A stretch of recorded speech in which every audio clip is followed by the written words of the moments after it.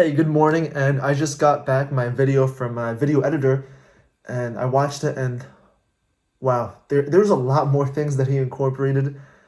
I told him to try a 3D effect for it, and by that I mean whenever you're scrolling, it's usually just like this, right? Just like this, but the hard part is adding some rotations. Like in Final Cut Pro, it's you need a plugin to go ahead and be able to do it, but it ends up crashing my Final Cut Pro and the project's kind of slightly ruined. But in Premiere, it's a lot easier. And by that, I mean like 3D rotation. So not just rotating in this axis, but to be able to go ahead and show it like this, move it a little inwards. So when it's like that, it's like boop, it's like scrolling downwards and it looks so much cooler.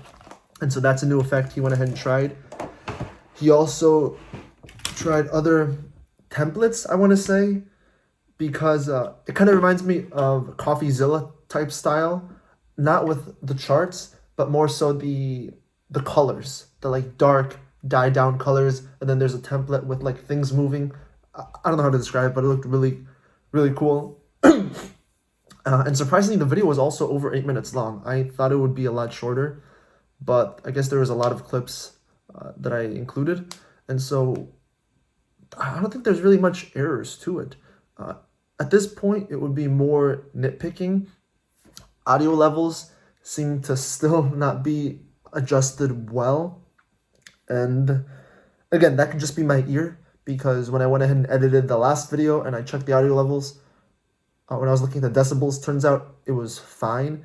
It just appeared different because my voice was just my voice and the other voice from the other person also had music behind it. So that created some like the music was louder than the voice, and so you couldn't raise it even more because then the music would be too loud, and so that was fine.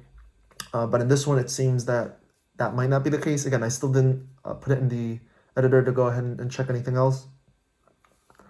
And other slight nitpick was when that 3D effect was happening, the scrolling was like slightly jaggedy a little bit. But yeah, and I don't know if there's too much more to complain.